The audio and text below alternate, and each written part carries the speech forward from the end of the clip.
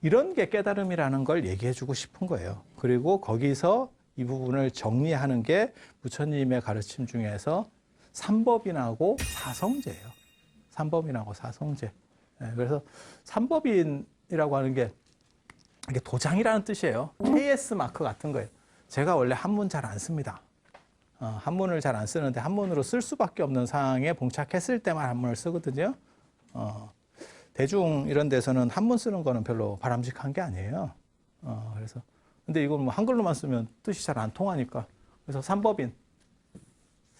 그래서 진리, 이건 진리라는 뜻이에요. 진리의 도장, KS 마크를 받은 것. 이 구조만 나오면, 이 삼법인만 나오면 그것은 불교예요. 라고 부처님께서 말씀을 하시는 거예요. 라고 하시는 거예요. 그래서 그걸 잠깐 보입시다. 이걸 삼법인이라고도 하고 사법인이라고도 해요. 실제로 네 가지죠. 항목을 보면. 이게 왜 삼법인인 동시에 사법인인지 내가 처음으로 또 밝혔어요. 이거 책마다 봐봐. 진짜 이 중에 세 개를 가지고 이렇게 세 개를 하기도 하고 이렇게 세 개를 하기도 하거든요. 이렇게 끊으면 세 개가 되잖아요. 이 오른쪽 세 개잖아요. 하나, 둘, 세 개. 이거를 이렇게 끊어도 세 개가 되잖아요. 그래서 그걸 삼법인이라고 해요. 삼법인이라고 해요. 그런데 실제로는 전체 항목은 네 개인 거예요. 왜 삼법인과 사법인이냐면 이게 굉장히 재밌어요. 같은 말이에요. 삼법인과 사법인이 같은 말이에요. 그래서 제가 그런 얘기를 하거든요. 책이 자 봐봐요. 앞면이 있고 뒷면이 있죠. 이렇게 앞면과 뒷면. 그런데 이것을 앞면, 뒷면 두 면이 있다라고 해도 말이 돼요. 그죠? 이건 두 면으로 되어 있다. 하지만 내가 본다라고만 생각해봐요. 나는 뒷면을 볼 때 앞면은 못 봐. 나는 앞면을 볼 때 뒷면은 못 봐. 그래서 이것은 한 면으로 되어 있다라고 해도 말이 되는 거예요. 객관적으로는 두 면이 있는 거고 내가 보는 것만 놓고 보면 한 면이 되는 거예요. 지금 이 삼법인이라고 하는 것도 실제로는 이것은 필수고 이 가운데 두 개는 필수고 이게 작동할 때는 저게 작동을 안 해요. 저게 작동할 때는 이게 작동을 안 해요. 그래서 삼법인이라고 하는 거예요. 전체는 사법인이고 내가 인식하는 것은 이렇게 한 팀을 속할 것이냐 이렇게 한 팀을 속할 것이냐밖에 안 되는 거예요. 그래서 삼법인인 동시에 사법인인 거예요. 이걸 내가 밝혔다고. 사람들이 이걸 모르더라고. 딱 보니까 우리는 그런 것 같은데 우리가 약간 이런 비호감 방송 이런 게 이런 걸 좋아합니다.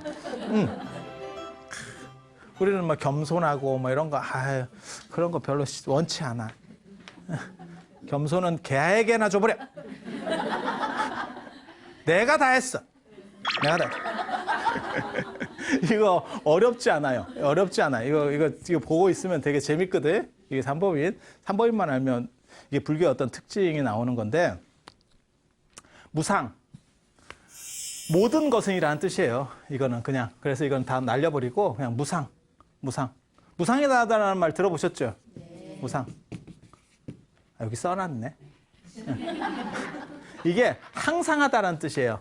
항상한 것은 없다. 이게 변화라는 의미입니다. 모든 것은 변화한다. 모든 것은 변화한다. 정확하게 말하면 인식 대상은 변화한다는 거예요. 인식 대상은 변화한다. 맞아요?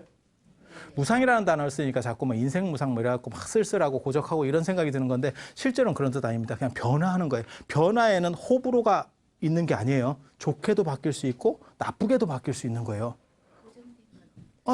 그 얘기예요. 그 얘기. 그러니까 공부를 하는 사람이 변화한다? 그건 성적이 올라갈 수도 있고 떨어질 수도 있어요. 물론 나쁘게 변화하는 것도 있어요. 예를 들면 여러분은 사가간다. 그건 기본적으로는 나쁘게 가는 거예요. 좋은 방향으로 가는 건 아니야. 슬픈 거죠. 그죠? 하지만 그 안에서도 아까 얘기했잖아요. 유일 존재로 사가기 때문에 그것은 행복이다. 이것을 자학할 수 있느냐는 굉장히 재밌는 거예요. 그래서 무상은 변화라는 뜻이에요. 그 이상의 뜻이 아니에요. 무아라고 하는 거는 나는 실체가 없다라고 하는 건데 이게 무슨 뜻이냐면 이거랑 똑같아요.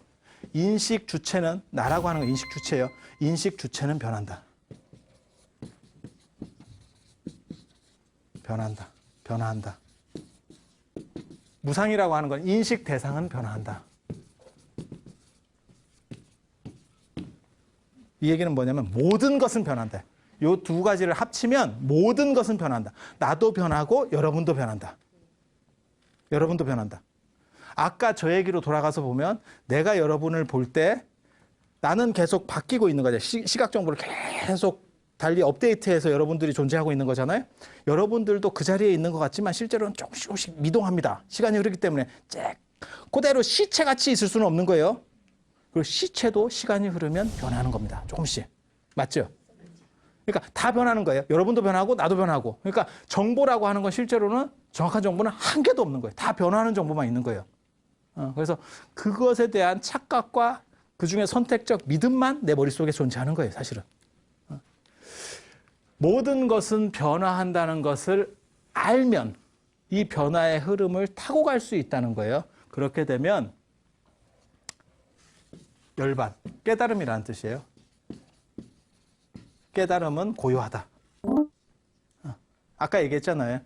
행복한 거는 유일 존재에서 행복이라는 것은 행복을 느낄 수 없다. 그게 진정한 행복이다. 그게 열반 같은 거예요. 열반은 불어서 끈다. 번뇌를 불어서 껐다. 불이 마치 꺼지듯이. 그냥 불어서 끄면 다시 타. 근데 장작이 다 소진돼서 연료를 다 소진해서 재가 됐어. 다시 번뇌는 생기지 않아요. 그러니까 인위적으로 억누른 번뇌는 결국 다시 언젠가는 올라와요. 에너지가 돌아가면. 에너지가 돌아가면.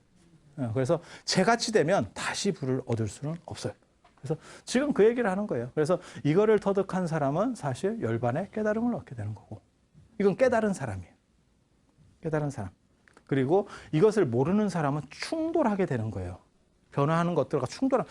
내가 나랑 내 자식의 관계가 사실 좀 바뀌었는데 전에는 여러분도 품 안의 자식일 때는 자식에게 절대적 지배권을 행사할 수 있었고 지금 여러분 연세 정도 돼가지고 애들이 이제 제곱 낳고 애들도 또 애를 낳고 이러면 거기에 대하는 것도 좀 달라지고 상호 관계들이 좀씩 바뀌잖아요.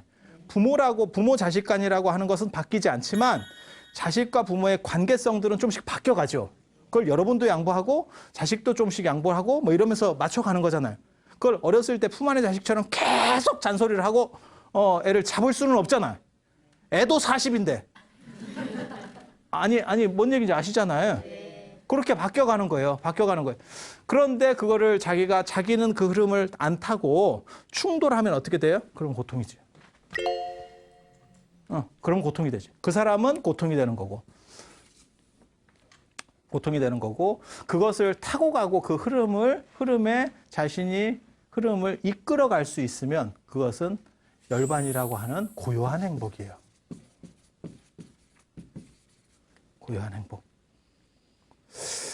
그래서 제가 이런 걸 비유들 때 뭐라고 비유를 드냐면 사실 저런 얘기를 하면 사람들이 무슨 생각하냐면 명상을 해서 마치 찬찬한 물결 속에서 이렇게 호수에 그림들이 다 비치듯이 물상들이 다 비치듯이 그런 걸 얘기하나? 아니에요.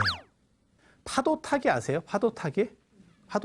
파도가 이렇게 계속 거침없이 오는데 진짜 잘 타는 사람은 집채만한 파도가 와도 그것을 즐기면서 타고 가요. 절대 안 빠집니다. 그래서 이렇게 해외 토픽이나 이런 거 보고 있으면 저거 물에 바로 빠지는 거 아니야? 라고 하지만 이렇게 해가지고 싹 기어 올라오고 이렇게 올라오잖아요.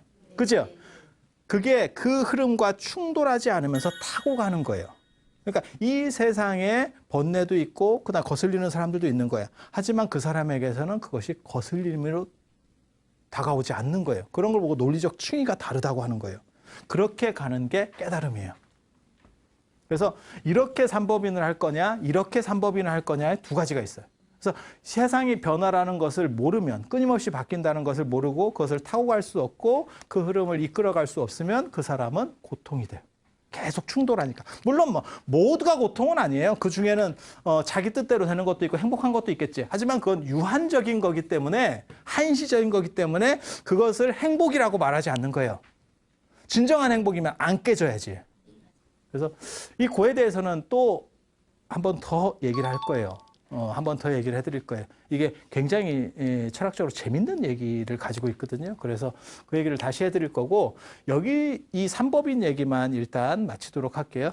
여기서 중요한 건 뭐냐면, 이러한 변화를 인지하는 사람은, 인지하고 그것에 능동적으로 작동하는 사람은 변화 속에서도 언제나 행복하고, 그것을 제대로 이해하지 못하고 충돌하게 되면, 그러면 결국 세상이라고 하는 게 세파가 쉽지가 않다 라고 하는 얘기를 불교의 삼법인이 해주는 거예요.